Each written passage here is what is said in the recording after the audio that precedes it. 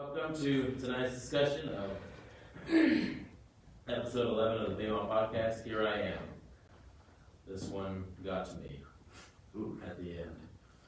I listened to it on the way to work a few times and hadn't gotten to the last part with the chiasm. Oh, okay. And when I got to the chiasm today at work, I don't know what it was about sitting there listening to it. I just got real emotional about Isaac, and I was just like, it was hard to get there for me this time because I have kids. So last week we talked about Abraham getting some land and letting go of his nephew Lot, even though Abraham thought Lot would be the one to advance his legacy. Our discussion ended with Hagar being pregnant and Abraham getting circumcised. This week we are in Genesis chapter 11, verse 1. It says, "The Lord appeared to Abraham near the great trees of Mamre, while he was sitting at the entrance to his tent in the heat of the day." So I like how they talk about Abraham taking a little break after being circumcised. I don't know what it feels like to be circumcised, because it's been 39 years since I got circumcised. But I couldn't imagine being That old. any age where I could remember it. And you did. Yeah. I don't know who did it, but I would not want to have done it myself. Back then, was it the Bronze Age, so they had dull knives? Probably a rock, stone. So verse 2, Abraham looked up and saw 3 men standing nearby. When he saw them, he heard from the entrance of his tent to meet them and bowed low to the ground. He said, "If I have found favor in your eyes, my Lord," lowercase Lord, "do not pass your servant by. Let a little water be brought, and then you may all wash your feet and rest under this tree. Let me get you something to eat, so you can be refreshed, and then go on your way." "Now that you have come to your servant, very well," they answered, "do as you say."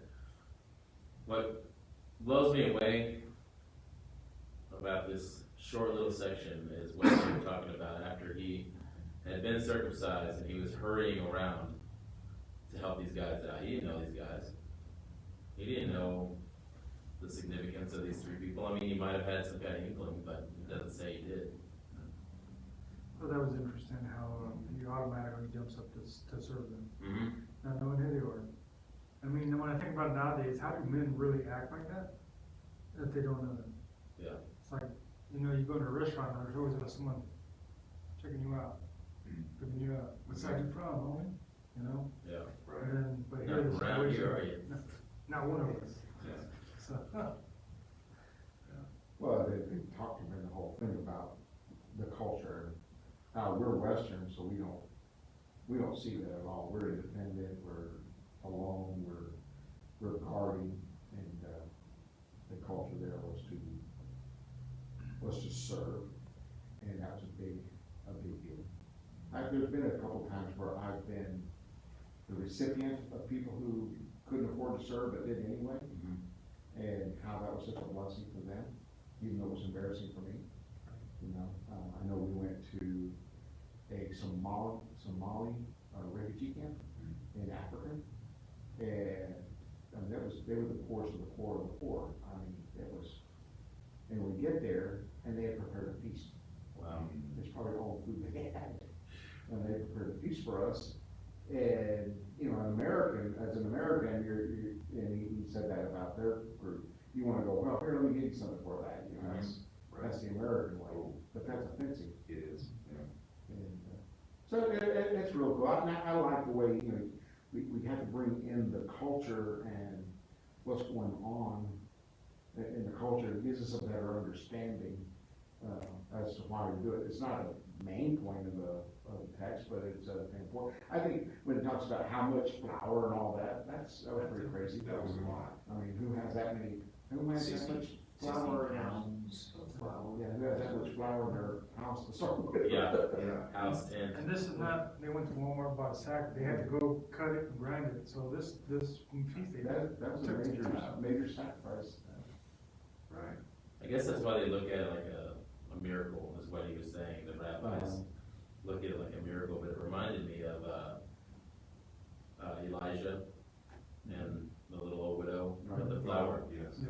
And then in this case, it doesn't say that, you know, it was multiplied or anything, but just the thought of it being a miracle. How fast? It's like breaking flour is breaking bread. You know, it's like multiplying. I was interested, I didn't go and look how many baskets were left. Right. Did they go at that? 12. It was just 12 baskets? Yeah. Okay. Oh, I thought you meant here. Oh, yeah, so they said it was like Yeah. 60 loaves, I think, so 20 loaves apiece to take with them on their journey. But you also got a kind of question, how, what are we talking about? Mm-hmm. For, you know, what we give. Is it American loaf or Western loaf? What are we talking about? How big of a loaf? His story of hospitality, his personal story of hospitality got me thinking about, you know, I can't do any justice sharing it now. If you get to listen to the podcast and you'll know, but Right. just the way he describes, like, when they asked her what she wanted, she said to eat like this with you guys forever. And it was just solid shalom, you know, they just wanted peace. And we fight so much all the time. It's just nice to think about somebody in a village somewhere that just wants to do that forever. Yeah, and for those who didn't, maybe didn't get a chance to hear the podcast, Marty's talking about a time where he actually visited, a Muslim country, and he really didn't know what to expect. And so when they got near the village, you know, these kids came running out, probably about a mile, a half mile away, and they're greeting them, and they didn't really understand. He's like, "Oh, what's going on? Oh, what am I getting into here?"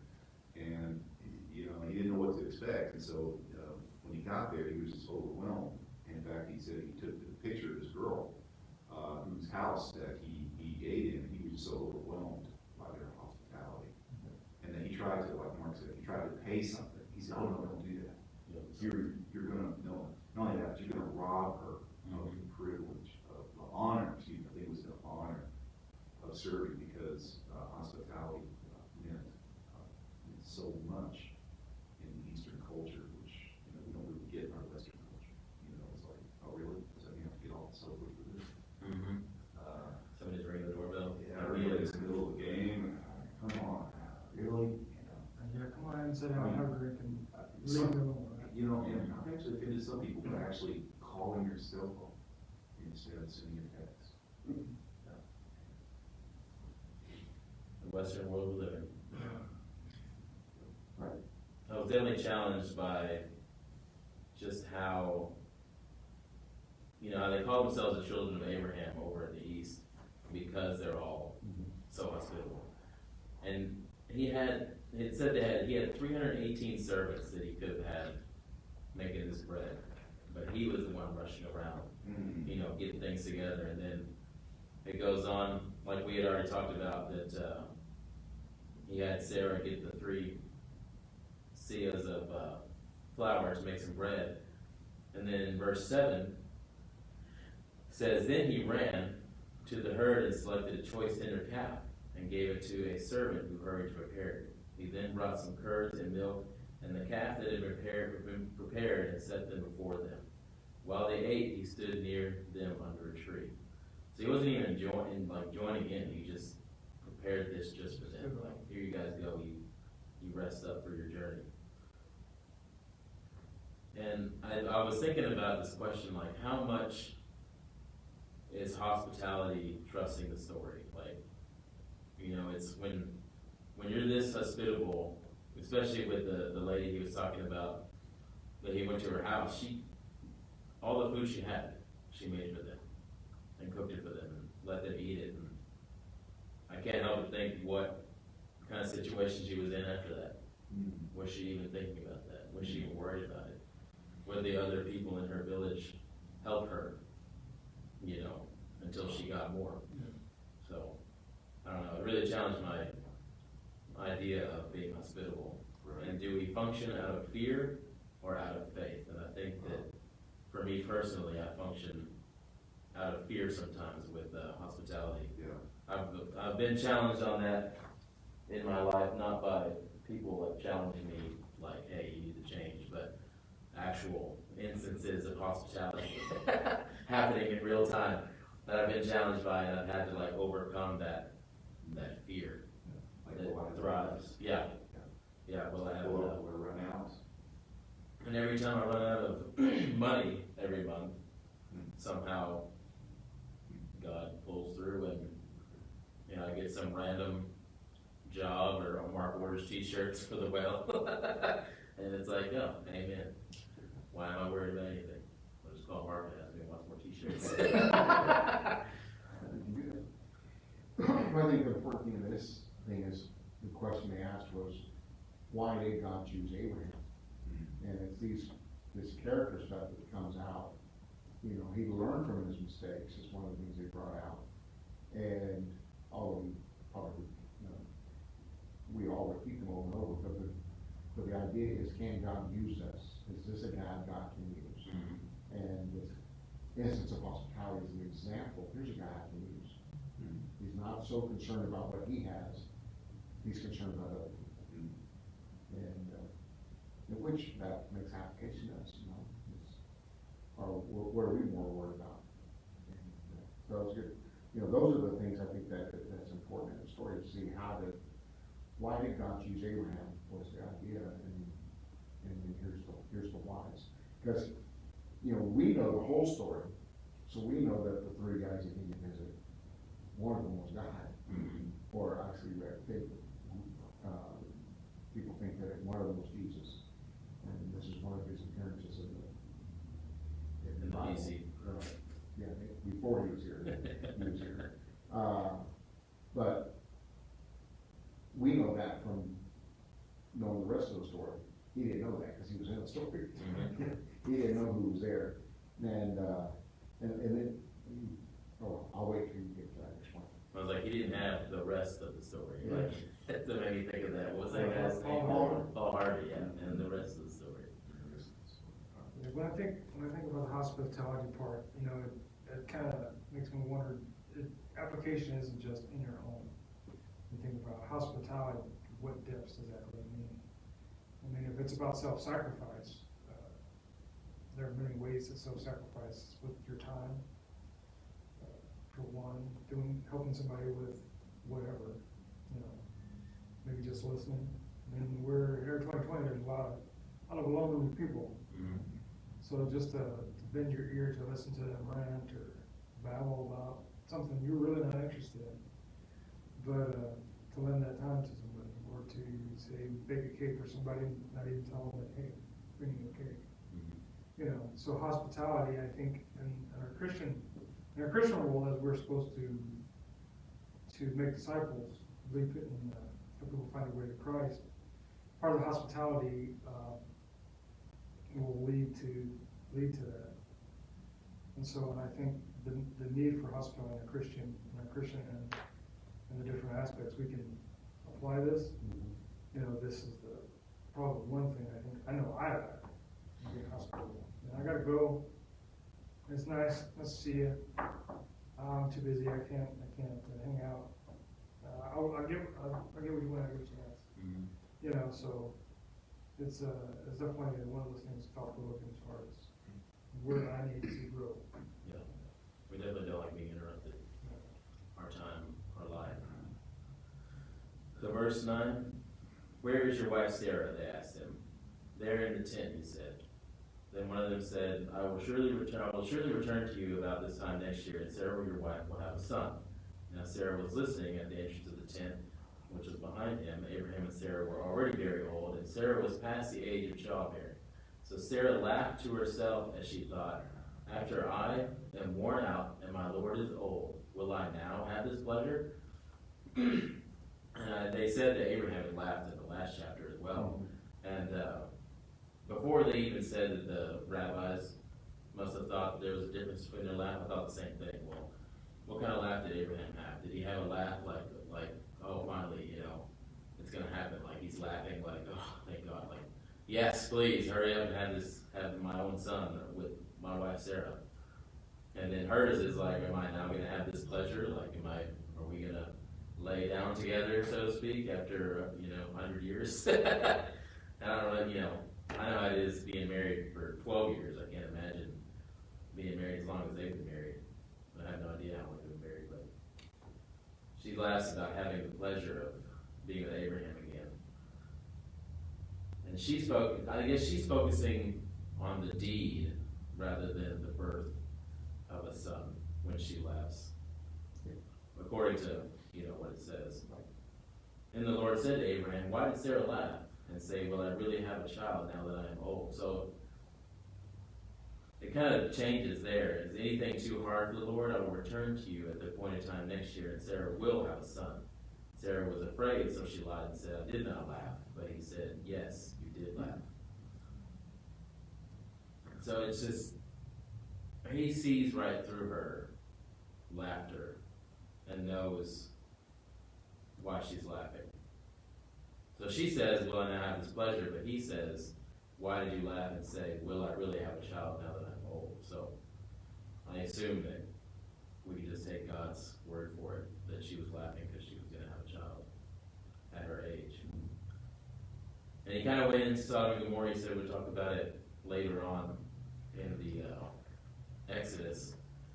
But this is the first mention of chutzpah on the podcast, and I really like the idea of chutzpah because I don't have it at all. Like I don't have a fire in my belly. That's a combination. Like I want to have, yeah. And they mentioned Lot being Sodom at the city gate. I think Ray mentioned that maybe a few discussions back about him being a prominent man, and that's why he was in the city gate. So now he kind of went into that, saying that Lot had raised to the ranks or something inside of Sodom, and that's why he was at the gate. But I like how they talked about Lot being the assimilator, Noah being the insulator, and Abraham being the engager. And a lot of times I feel like I'm an assimilator or an insulator. Like I just want to be left alone, or I just want to do what everybody else is doing because it's comfortable. But Abraham is challenging us to be an engager. Even with his hospitality, he's engaging people. And I feel like I need to engage people more. At least I want to. I don't. When the situation arises, I don't know if I'm going to engage them or not. So Lot assimilated, but then he still has the same level of hospitality that Abraham does when he protects the visitors. Right. Even at the cost of his own daughters. And I just... Right. I kind of... Yeah, I do too, but it's like when Marty was talking about the village, and his teacher said that if somebody attacked that village, they would all lay down their life to protect it. Yes. So him saying that makes sense for... While he was in the Muslim village. Yeah. When he was having his own personal story. Because they are his guests. Yeah. So it's like, it makes sense why Lot would give his daughters, but I feel like I would give It's myself. something we don't like, but it just shows the depth of the commitment to their visitor, which we don't. Yeah. And Throw the visitor out, right. And I like the announcement. That one always bothered me. What you would send your own daughters out to this mob, and so why do you send yourself? Yeah. And he asked that question, and he answered it. And says, well, he's the father, he's the leader of the household. If he goes down, everybody goes down. Yeah. And he had to protect his household, even his guests. Yeah, I think there are things that, because of culture and ways of doing things, we won't understand. We won't know. And that one, I won't understand. I don't. And I just have to say, okay, that's what happened, and I know why it happened. I still don't necessarily get it. Yeah. And that's okay. Yeah, that's true. We don't have to get every little thing and understand every little thing in it, because that's not the point. That's not why it's in there. The question is, are we going to trust the story? And I like it. That's the overall question here. That is. And That's the main. and I like that the idea about the chutzpah. Chutzpah. Yeah. It's CHUTZPAH. CHOME. But again, the question: why did God choose Abraham? because Abraham was strong enough to even argue with him. Mm-hmm. And I think that's an important part for us, because we went out way too fast. Mm-hmm. And we don't, I mean, you got some cojones to argue with God. Yeah.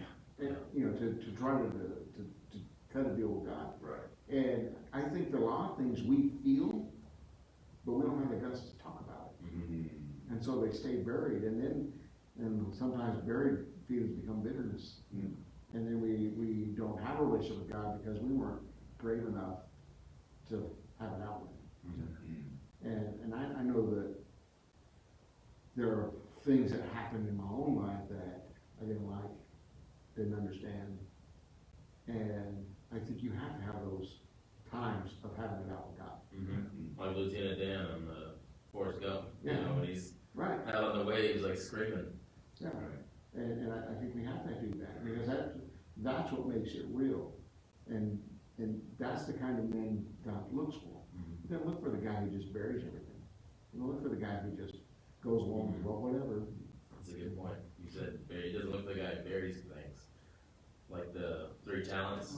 Yeah. You know, the guy that buried it, and like, I know you're a wicked, you know, dude, wicked master, so you're not gonna reap where you haven't sown. So that kind of reminded me of that when you said that. You know, verse 19, you know, Mark pointed out, you know, this is why I chose Abraham now.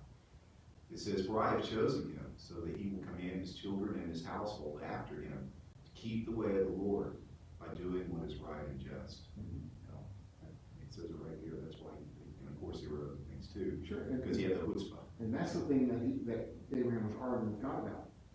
God, you just can't kill all This is not who you are. This is not just. Yeah, this is, You know, he wanted to, he was willing to fight for the justice. right. Now, I did not quite understand when he talked about this is the first time God's showing an anger side, Mhm. but he just wiped out the whole earth in the flood. So, yeah, he's been ticked off at least once, one other time, Yeah. which didn't go well for the entire I was world. thinking that too, but I was thinking, I wonder if he's saying that just because it's a myth, like it's the flood myth, and God's like interjecting himself into that flood myth, saying like, this is how these other gods were, but this is how I am. I don't know, but I still see it the same way. I I don't still think see it's a it. myth. I don't Yeah, I don't think it is. either. I just Because, the other flood myths that have existed. right, but there were Ones that other told flood themselves, myths. I think those myths came out of the truth. Mhm. Right. You know, sometimes we think that, and sometimes the Bible guys will go, well, because it was, this myth was over here, it got into the Bible. Well, why can't it be the other way around? Right. Why couldn't they take the truth, and then the myth is built out of that? You know, some people that criticize the Bible will say, well, the Bible took this story and this story and pulled it all together. Right. Well, why not? Those people took all those stories out of the Bible Mhm. and put them out there. Right. And when I read the New Testament, and the New Testament references something in the Old Testament as fact, then I believe it happened. Yes, absolutely. So Like Peter talking about. Peter talks David about Noah. the days of Noah, he talks about the ark, and that only these people were saved in the ark. Right. You know, I've had friends who said that it wasn't a worldwide flood, it was only a local flood, Yeah, I heard that too. and all that, and I said, well, then God didn't need to build a boat, he could have built a bus. Tell Or me he to could go north or he could have and seek higher ground. turned Noah into a cowboy and herded him down the road, but. Mhm. Right. No. But so when we hear those things, we need to go, how do I know something in the Bible is true? Well, Jesus said it happened. It happened. Mhm. That's what Jonah in the well. Jesus said, as Jonah was in the belly of the fish for 3 days, so will the Son of Man be in the belly of the earth. So if Jesus said, refers to Jonah as a real event, then it's a real event. Mhm. And I think we have to be careful when people start getting into these myths and all the people and whatever, or even kind of hint at, well, you know, if you believe that kind of thing. Sure. I think we can be more certain. Keep the talking donkey. Yeah. Yeah. If it's referred to in the New Testament, Jesus refers to something that I can't believe it happened. Yeah. I'm not a myth believer. No. Mythbuster. I'm a myth first thought was, first, why is God telling him in the first place? Mhm. Who is Abraham that God should answer to? Well, he apparently thought a lot of it, because how can I go and do this without telling I serve Abraham? That's the question. Yeah. But my thought was that God was given, I don't want to call it a test, but maybe God was inviting Abraham to ask him a question. Mhm. And I think sometimes, I've heard it, it's okay to ask God questions, don't question God. Mhm. And I think, I know in my recent studies, I think God's wanting me to pull things out of it. Mhm. I mean, you're a teacher, right? So there are certain things you want your students to start asking, so that you know that they're pulling this knowledge out of it. Right. So I think this was the same situation where God was testing him to pull it out of him, pull this information out of him. He wasn't trying to tell God who he was. That's how a lot of rabbis teach is, Yeah. they want you to pull it out. Yeah, so Yeah. self-discovery is one of the best ways, but Yeah. learning, and maybe he was helping Abraham receive his chance. Because Abraham's like, no, God, you can't do it. What if there were this many? What if there were this many? God already knows. There are. There aren't. I mean, he made that comment with the guy, they were there to go see if it was true. Well, if he's God, he already knows it's true. Right. Just like Adam, where are you, Adam? He knew where he was. So I think these were just opportunities for God to become more real to Abraham. Mhm. That this wasn't just because God's the mighty all-smiter, but there's a reason behind what he's doing. Yeah, and it would impress on Abraham righteousness. Yeah. And doing the right things, being the right kind of a person. Because he's gonna have he's supposed to be the father of faith. That's all this, he's gonna teach all his children to obey the commands. Well, here's something you don't want to do. Yeah. This is what happens when you don't. You don't want to be like Sodom and Gomorrah. So chapter 20, Abraham repeats what happened in Egypt with his lie to Pharaoh. In this case, it was Abimelech. And one thing that stood out to me is that God comes to Abimelech. It doesn't say how, but it's the same wording that he comes to Abraham. So it's like God's. My translation says God came to Abimelech in a dream. Oh, okay, in a dream. Yeah. Okay. So when he came to him, in Pharaoh, he came to him in a dream also, right? I don't remember that. I can't remember either. I just remember he wasn't. I remember in that person. Abraham, bad things started happening, Mhm. and Pharaoh added two and two together and decided That's to try right. to be this. I just think it's interesting that he just straight comes to this guy in a dream. No, I think it's interesting, is that Sarah, at her advanced age, is still, Mm-hmm. Pretty enough to kill over that. that's a good word, I was thinking hot. She's still. She's still a looker. She's still a looker Still got that it. some guy wants to take her. Mm-hmm. At her advanced age, she was a looker. I can't wait to see her. Was she born with it? Was Maybelline? Says here she was born with it. Maybe it's there. That's good. I mean, that's one of the cool, exciting things when we get to eternity, that we get to see her go, yes, they were right. Abraham, my man. I was gonna joke, maybe they just had a different definition of pretty. He married above himself. Mm-hmm. I think that's kind of cool though, that. Wow. Chapter 21.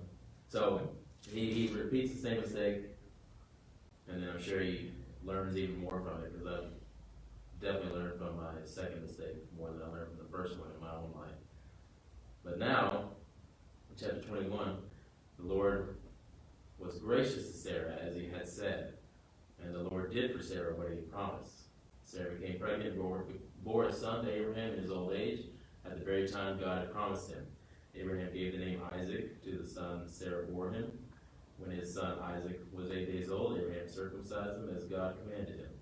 Abraham was 100 years old when his son Isaac was born to him. Sarah said, God has brought me laughter, and everyone who hears about this will laugh with me. That sounds so joyous when she says that. I mean, I listened to this a few times before I got down to the part with him sacrificing Isaac, and now it stands out to me that she It brought her laughter, and everyone who hears about it, this will laugh with me. It doesn't sound like the same kind of laughter Mhm. of doubt. The sarcastic. Yeah, yeah. It's just like, oh, this is so joyous. Now it's joy. And in the notes, it says that Esau, it means he laughs. Mhm. From Genesis 17. And then said, verse 7, she added, who would have said to Abraham that Sarah would nurse children? Yet I have borne him a son at his old age. So then we get on to Hagar and Ishmael. The child grew and was weaned, and on that day Isaac was weaned. Abraham held a great feast. But Sarah saw that the son whom Hagar the Egyptian had born to Abraham was mocking. This part I don't get. Yeah. Like, it just seems so out of place to me. Like, I don't know. Yeah, I thought, define mocking for one. Yeah. So he's weaned, so he wasn't like 8 days old. He was able to walk, Mm-hmm. you know, was eating meat, so he had been, I don't know, 4 or 5, running around, so maybe big brother, little brother, It seems like what kids do. yeah. Mm-hmm. It just doesn't seem like something you'd be Not a big offended about. I don't know. But But- again, then there's a cultural thing that we don't understand, and there's more to it. I think Sarah, well, it goes on and on, but she doesn't want Ishmael she doesn't want Ishmael getting the blessing, Mm-hmm. because it's supposed to belong to Isaac. So there's more to it. I think the mocking was just the opportunity that, That's a good, yeah. That's a good way to look at I it. think we need to talk about this. And I thought maybe Ishmael learned this, because if we go back to when Hagar was first pregnant, she started to despise Sarah. Yeah. So Sarah started abusing her. So maybe during this entire relationship, it had, Tension's always had, had been created hard for Abraham. You got 2 bickering old ladies, and oh my God, it could drive you nuts. Mm-hmm. Having to break them up all the time. So that's when my thought, maybe Ishmael learned to treat or mock Isaac because of the way the relationship between them. Mm-hmm. It also makes, their relationship made me think of Rachel and Leah. Yeah. Oh, Yeah. You know, the one that was wanted couldn't have children. Mhm. One that wasn't wanted, there really was a She could have situation. One was children. wanted, one wasn't. And the one who wasn't Yeah. was the one that had a child, so, Yeah. but there was no love there. I mean, imagine put yourself in this situation, you're not loved, but you're only, you're just a piece of meat. But God blessed her for a womb, so that she had lots of sons, lots of Yeah. children. But sons and still, daughters. you're in this relationship, not because Yeah. you love you. Which is, to me, is interesting, because there are some examples of, what's it called, polygamy. And none of them are good. And so, well, yeah, well, God allowed it in the Bible, so it's okay. Well, Yeah, but no, it's that's just, You see the problem. that doesn't mean that's a good thing, or that it's a blessing, or it's a great thing. Because, you know, there's no example of a good, situation where one man had multiple wives and everything was fine. It's not like there was just nothing but more problems. Yes, And absolutely. so, that really made me think that was the relationship between Sarah and Hagar. Hagar was, they were just nasty to each other. Mm-hmm. And it's probably been building for years, Yeah. and now Abraham says, this bothered me because it concerns my son. I mean, they've been fighting for it. But now I gotta do something about it, because Yeah, it's gonna affect my son, right. and my promise, and my blessings, and all that. Just sucks, like, 'cause it doesn't matter that Ishmael wasn't Sarah's son, it's still Abraham's son. Yeah. So I can still see Abraham having that feeling, but after 13 years of them going back and forth, he's just like, you know what, just, Now, Islam, when they look at this and say that this is where the Jews and the Christians changed the story, because Ishmael was the firstborn son. And so Ishmael should have received the blessings, because he was the son. And so they claim and trace their heritage and their genealogy through Ishmael, to Abraham. Because you said we're all Abraham's children? Well, we are. Yeah, that's right. And so they say this is where the Christians and the Jews began to change the story Wow. to fit them, where they kept with the law, with the rules of what God said, and the firstborn would have received the blessing. Interesting. Yeah. And so there is some, so where it's inconsistent in the Bible, where the first one doesn't get the blessing, is where they go, see, that's where you guys, you Jews and Christians, changed the story to fit your narrative, and you didn't stick with the truth. So it's a really interesting argument. Yeah. Uh, It is, but that's what happened. But it takes God's will out of it. God said this is the way it would happen. And God can do whatever he wants. That's an interesting point, but it's like, that law didn't come till after all of this. And even with Cain and Abel, Cain was the oldest and Abel was still getting the praise, you know. Jacob and Esau, Jacob was still getting, you know, so it's like everything is the second until God's like, all right, first. We'll do the first. Right, I think the overall picture is, are you gonna trust God's story?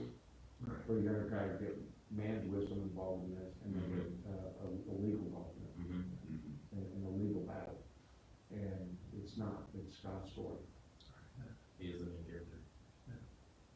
So verse 10, like we had already discussed, and she said to Abraham, get rid of that slave woman and her son, for that woman's son will never share in the inheritance with my son Isaac. The matter distressed Abraham greatly because it concerned his son, but God said to him, do not be distressed about the boy and your slave woman. Listen to whatever Sarah tells you, because it is through Isaac that your offspring will be reckoned. I will make the son of the slave into a nation also, because he is your offspring. Early the next morning, Abraham took some food and a skin of water and gave them to Hagar. He set them on her shoulders and then sent her off with the boy. She went on her way and wandered in the desert of Beersheba. When the water in the skin was gone, she put the boy under one of the bushes. Then she went off and sat down about a bow shot away, for she thought, I cannot watch the boy die. And she sat there, she began to sob. God heard the boy crying, and the angel of God called to Hagar from heaven and said to her, what is the matter, Hagar? Do not be afraid. God has heard the boy crying as he lies there. Lift the boy up and take him by the hand, for I will make him into a great nation. Then God opened her eyes, and she saw a well of water. So she went and filled the skin with water and gave the boy a drink. God was with the boy as he grew up. He lived in the desert and became an archer. While he was living in the desert of Paran, his mother got a wife for him from Egypt. And I thought it was so interesting that he was a bow shot away and then he became an archer. Like I would have never caught that by myself. Why that word? Yeah. Well, why did they choose a bow shot away? Mm-hmm. And yet it ties in with them being an archer later on. And they were saying that, you know, what are the problems? Because they've been kind of relaxed on what are the problems in the story, because, you know, we're not in like the poetry side of things anymore. Now it's like just reality. But like Brent said, his problem was that, you know, it was Sarah's idea to begin with to get Hagar pregnant, and now she's like, get out of here. You know, we kind of discussed that already, but It was funny that you'll read that Sarah blames Abraham. You did this to me. Yeah, it was her idea. It was her idea. Yeah. well, she just gets even for But doesn't Adam that just blame show the Eve. fickleness of us? Yeah. We think we're gonna help God out with our plan, and then it blows up, and then we get mad, It blows someone else. blame someone else. It was our fault, it was our idea, it was our fault. We have the audacious audacity to get mad. We're not taking The responsibility. problem I have in the story is, when say she put him under a bush, the boy's like 13 years old. Yeah. He's, Yeah. Well, makes you wonder though, they probably might have run out of water, ran out of food. How long, you know, was he so weak that he was near death? Because she said she bled because she had buried. I just wonder if she drank the water. If she drank the water, she's like, you know, Oh, sorry, I can have it's all that gone. kid. Yeah. Or he was just totally fed.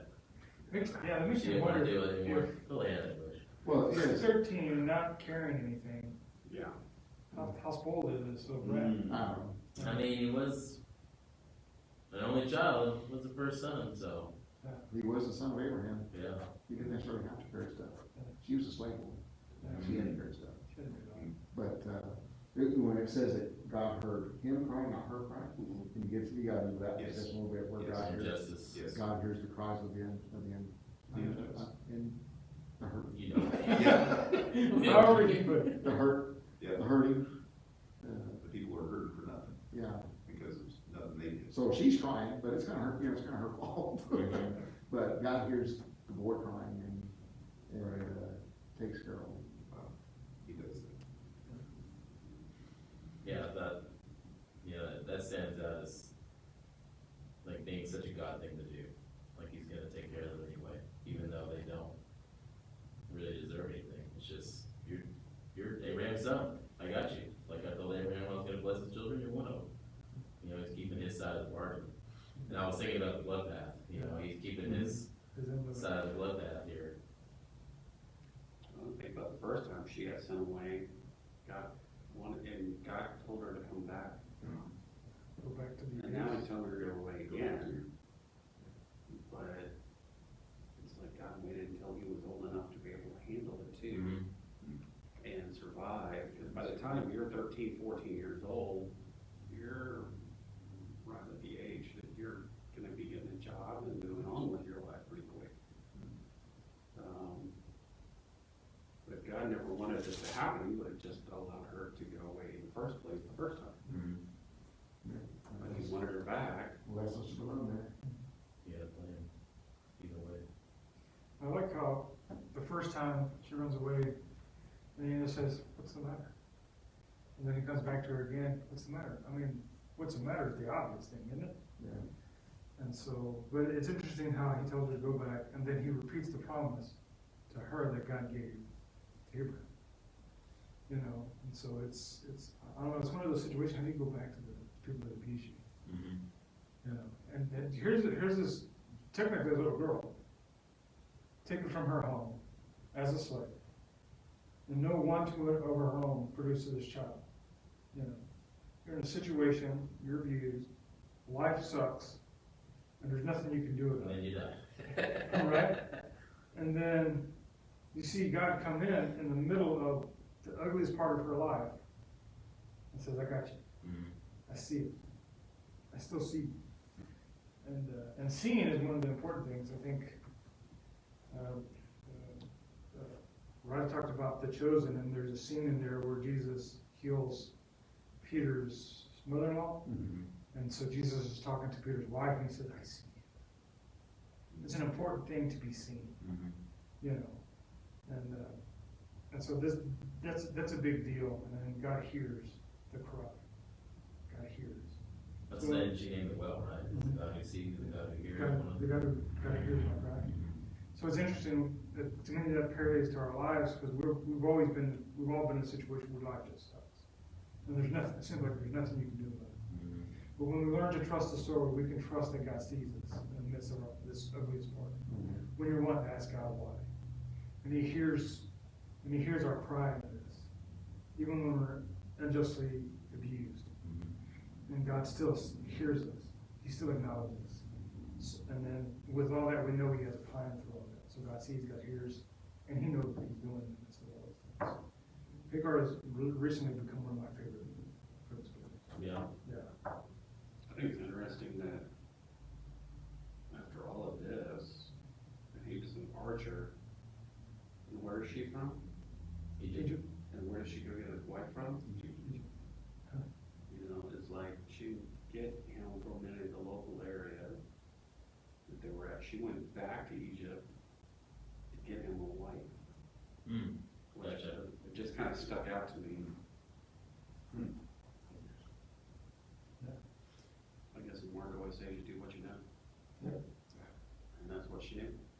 One thing that just kind of challenged me while we were talking about this was that of all the things God's done for me, I've never looked at something and named it the God who sees me, or the God who, you know what I mean? I feel so challenged. Like I'm so like forgetful, I guess. Like I don't hold anything sacred sometimes. It's so Right. irritating to myself. So You know, what if we had sacred places? Sacred moments? Even a sacred place in our house and stuff, that was, I wonder how that changes. I've always wondered about having a prayer bench. Mhm. Well, and, cause the only thing you do there is pray. You don't watch TV there, you don't sleep there, you don't eat there, all you do there is pray. It had a dedicated space, that when you walked into it, you knew why you were there and what it was for. If that would, I've always wondered if that would change things. That's what I love about India religious people, because they always have that in their house. They always have a room that's built for their God, and they have their little window thing that opens up. They have all the stuff in there. They burn incense to them. They have rugs they pray on. It's like they take it seriously. We're just like, I'm driving to work, I'm gonna pray. Yeah, Like, yeah, have a quiet time in my recliner. yeah, and then doze off while I'm in the middle of it. Yeah. Well, you don't doze off while you're driving. Yeah, I do that too.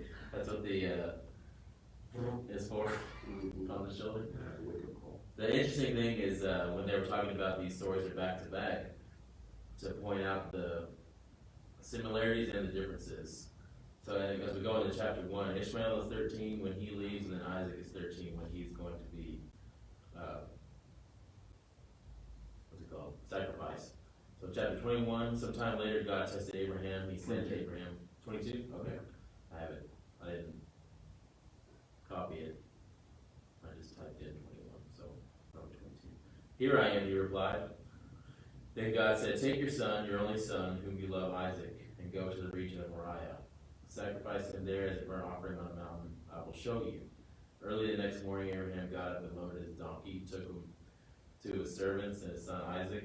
When he had cut enough wood for the burnt offering, he set out for the place God had told him about. On the third day, Abraham looked up and saw the place in the distance. So this was funny to me because they said that it was like half a day's walk away, but he took 3 days. I was like, that's something I would do. I'd be like, I'm going to get as much time as I can in the wood, right? I'm not gonna take the short route, I'm gonna take the long. You didn't say what you have to take. So. Exactly, yeah. You didn't see how long it had to be till we got there either.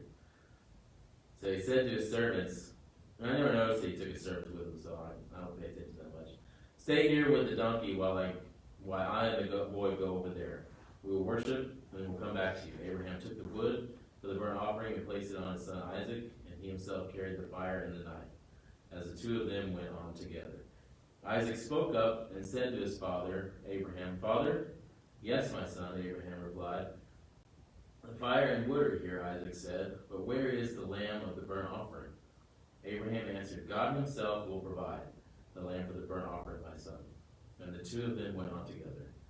When they reached the place God had told him about, Abraham built an altar there and arranged the wood on it. He bound his son Isaac and laid him on the altar on top of the wood. Then he reached out his hand and took the knife to slay his son. But the angel of the Lord called out to him from heaven, Abraham, Abraham! Here I am, he replied. Do not lay a hand on the boy, he said. Do not do anything to him. Now I know that you fear God because you have not withheld from me your son, your only son. Abraham looked up there in the thicket, saw a ram caught by its horns. He went over and took the ram, sacrificed the burnt offering instead of his son. So Abraham called the place, the Lord will provide. And to this day it is said, on the mountain of the Lord it will be provided. And I like how they, point out how we always just say, oh, what great faith he had. And we don't think about how just messed up the situation is. We're just like, oh yeah, it's great faith. There are several things in the story that make it just like, it's crazy. One, I don't care, your dad's 113. 13 at least, yeah. Your dad's 113. Pushing 114. And you're 13.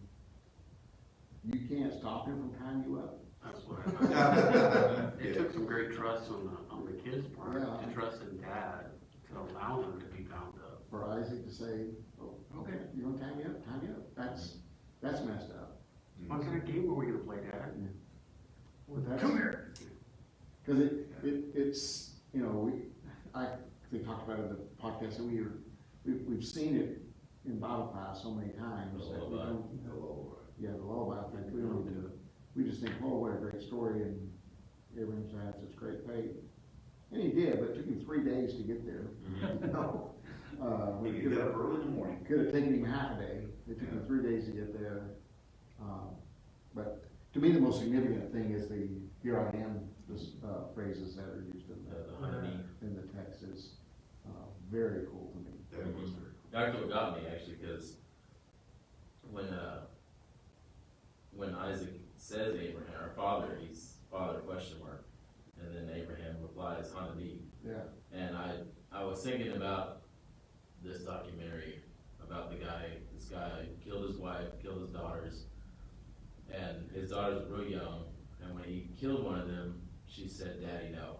And that's all I could think about in that situation was, "Daddy, no." You know, and I lost it at my desk, listening to this podcast at work. I'm like, tears come to my eyes, because I'm just thinking about how, I can't imagine his face when he says, "Father, question mark." I can't imagine his son's face. It's just,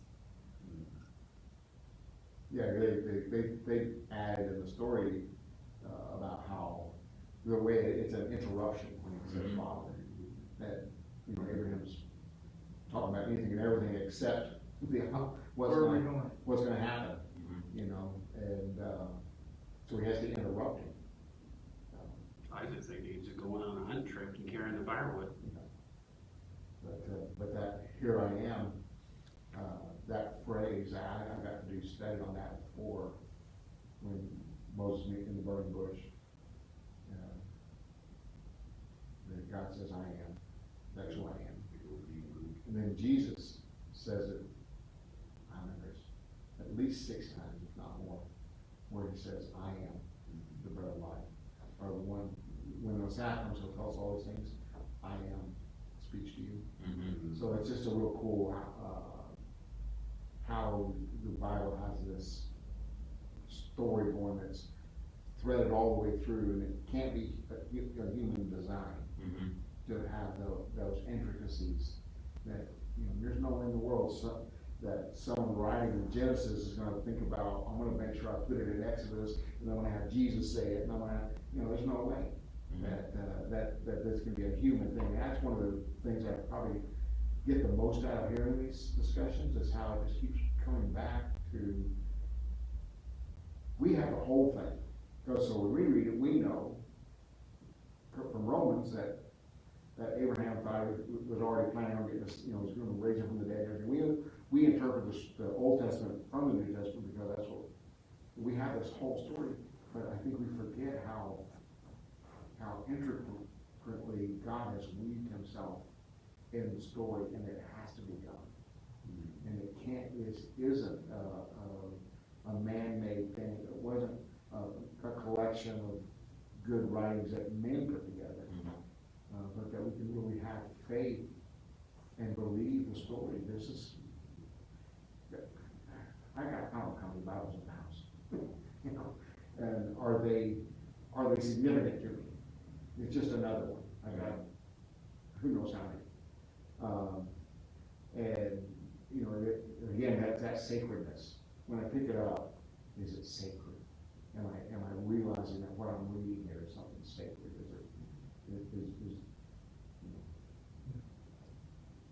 To me, I think that's one of the most important. That's one of the most important things I'm getting out of all this. it's not just another book on your bookshelf. Yeah. So he goes with the slides and the show notes leading up to the chiasm, but before that he just talks about the similarities between 21 and 22, early in the morning, 21:14, early in the morning, 22:3. Abraham sets supplies on Hagar's shoulders, 21:14. Abraham sets supplies on Isaac's shoulders, 22:6. Hagar puts the boy under a bush. Abraham puts the boy over a bush or on top of the wood. Hagar looks up to see a well. Abraham looks up to see a ram. Hagar's story ends with a covenant, and Abraham's story ends with a covenant. But the thing that he pointed out was that Hagar left, and Abraham wasn't going anywhere. And that just got me. It got me so much just thinking about how Jesus didn't leave. God has never left my life. No matter how many times that I've been in dark places, he's always been there to pull me back out. But again, that shows you, man didn't write this book. They didn't make those connections. Those connections are there because God put them there. And that to me is so cool. And then the center of the chiasm was still the phrase, "Here I am." I mean, he said it was "Yes, my son," but what they said, the way he said it is still the Hanadi, Yeah. the here I am. Yeah, So that's it's, simple. you know, it's the beginning of the two bookends is here I am in 22:1 and 22:11. Abraham took the wood for the burnt offering and placed it on his son. 22:6, 22:9, he bound his son Isaac and laid him on the altar on top of the wood. And 22:6 went together, 22:8 went together, 22:7 he asked, Father, question mark, and then 22:7, center of the chiasm, Hanadi, here I am, yes, my son. So he placed the wood on him, and they go up the mountain together, and he has the knife and the fire, and Isaac has the wood. Halfway up, you know, suddenly Isaac interrupts and asks the question, hey, I got the wood, you got the knife and the fire, where's the lamb? Why is there? But, you know, in the podcast, though, I loved it because he said he didn't want to have that conversation with Father about it. You know, I mean, he still had faith that, okay, you know, and like Mark was saying, you know, when it's restated in the New Testament, you know, I believe it happened because Jesus said it happened, or it was revealed in the New Testament.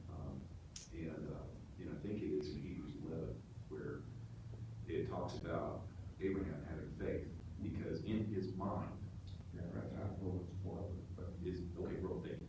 And but in his mind, he worked it out in his head. Okay, okay, he said kill him, but he's the offspring that all the nations are going to come from. So there's only one possibility: I kill him, he's going to raise him back from the dead, and that way he's going to be the offspring. and no one's been raised from the dead at this point. Mm-hmm. Yeah. Yeah, there's no reason to believe that other than God said it. No precedent. Abel wasn't raised from the dead. Yeah. He was unjustly killed. Right? You know, He didn't bolt down the mountain. nobody survived the flood. Mm-hmm. So Abraham has no way of knowing that God would raise Isaac from the dead. He has nothing to base that on Yeah. other than hope. Yes. Yeah. Yeah. It was definitely, what I've learned years ago, that it was definitely a display of trust in Abraham, because, I mean, you gotta think what Isaac represented to Abraham. He was everything got promised, everything he wanted, everything he was looking for, and then God was asking for it back. Right. You know, and Abraham loved God and trusted God enough that, I mean, how can he produce nations if he's dead? And so the idea of, you know, there are things that we all believe maybe that God promised us. What's more important, promise or God? Mm-hmm. You know, so as much as I want these things, am I willing to give them up? My relationship with God, to put my full trust in Him? Yeah. Am I willing to return it to Him again? I mean, Abraham was willing to give up his son. I would struggle with giving up. You know, Yeah. Especially if it's something we believe God gave us. comfort. You know, You want me to give a what for Lent? But at least with him being 114, you would say, and God said, okay, stop. I'm 114, I didn't hear you at times. Dude, you messed up. But interestingly, to me, I just thought of this, and I thought about it before, but you know, I think it's important to mention that. Okay, God said, take him, sacrifice him. And Abraham's thinking, okay, God will provide, and he did. The last minute, there's the ram. They sacrificed the ram, not Isaac. So figuratively, scripturally, he says he did receive back from the dead, but when it came to God and his son, there was no ram. He was the lamb. I just imagine being the same way in the garden. You know, when Jesus is saying Father, you know, Isaac is saying Father, question mark. Right? You know, and God's like, here I am. We gotta keep going. Yeah. But he did say, one thing that stuck out is when he tells his servants, we will be back. You know, so he believed before he even walked Yes. the mountain, he's like, we will be back. Right. Both of us. Wow, that's interesting. That's great. And I don't remember if they mentioned that or if it just stood out to me on the fourth time listening to it. Probably. One thing that did stand out to me was how many times he lets go. He lets go of Lot twice. Lets go little Ishmael. And then now he's gonna let go of Isaac. That's 3 people that he believed was gonna carry on his lineage. But it's like, well, let it go again. But the thing that they pointed out that I want to get to before we close out is when he wants him to sacrifice his son. Every single God, they said every single system that Abraham has experienced always requires a child sacrifice. So all these pagan gods that, you know, he had destroyed in his dad's house, the system that men had built up to these people was that we got to sacrifice a child or a virgin or what have you to get our crops and stuff. So it's like, oh, here we go again. It's the same old story, you know. You want my son, you want this child sacrifice in order for something to happen, and God proves him wrong. Right, that's a good point. God says, I'm not like those guys. Right. You know, and it hits us in our view of God, in that, you know, all the man-made gods, they're angry gods that have to be appeased. Yeah. So we gotta sacrifice a virgin, or throw somebody up a volcano, or something. You know, there's all these. Now, we hear that and we kind of snicker because, you know, we're not throwing anybody in a volcano, but we still have the same idea that there's an angry God out there that we have to appease. Right. And if we're not careful, we're gonna be the one going in the volcano. You know? So, and I was listening, I don't know where I was listening to him, it was in that interview, when he was talking about, he had an interview with the guy from Kidobo. And he said, the problem with our theology is that we start in the wrong chapter. That we start in Genesis 3, where there's a problem. And sin is the issue. We need to start in Genesis chapter 1, where God is the issue. And God desires to have a relationship with his creation. And we start our theology too late. And so we have this idea that it's all about redemption, it's all about paying God back, it's all about making up for our failure and all that. When God's all along saying, I just want to be with you. And that colors our theology all the way down the list from then on. And here even, it comes out in that God is saying, I'm not like all those other gods. I'm not going to have you kill your son. Because I wouldn't do that. That's not what I do. And we get this, then we have the same thing is we live under this burden of guilt that there's, you know, and God's saying, I'm not like that God that you created in your own head that says there's a list and you crossed it. There's a line and you crossed it. He said, I'm not that God. And because you know, Abraham is God's man, but he's a liar. You know, he lies here, he lies there, and you know, they're not perfect. Sarah laughs. You know, they're not perfect. And that's not the people God isn't looking for the perfect people. He's looking for the people he can use. And I think the lesson for us is to get rid of that created God that we've created. And hear God say, I'm not like that. I'm not like that. You think that I'm this angry God that wants to just kill you. I'm not like that. I just want to be with you. Here I am. You know, that same phrase, here I am. And that's what God's been trying to tell us all along, and we don't hear it. And it took me until I had kids to understand that God's not just an angry God trying to destroy me all the time. I want to be with my kids, and God loves me more than I love my kids. So he wants to be with me. And there's nothing your kids can do that would make you not love them or not want them. I was going to say not yet. I can say that. My kids are adults. Yeah. My kids are older than you. And you still love them. Yeah, the end of it, though, is what we were talking about. You know, God didn't go anywhere. Jesus didn't go anywhere. Abraham didn't go anywhere. And how God's not like other gods. And next week, next week is the last one. No, we're just skipping the week of Thanksgiving. So we can just have off because people are traveling. We'll come back the Monday after Thanksgiving. And then we'll do the first 2 Mondays in December, and then we won't come back until January. Okay. So I have all that scheduled out on Facebook. So join Join us next week as we discuss episode 12. Don't forget to like and share. Hit that subscribe button.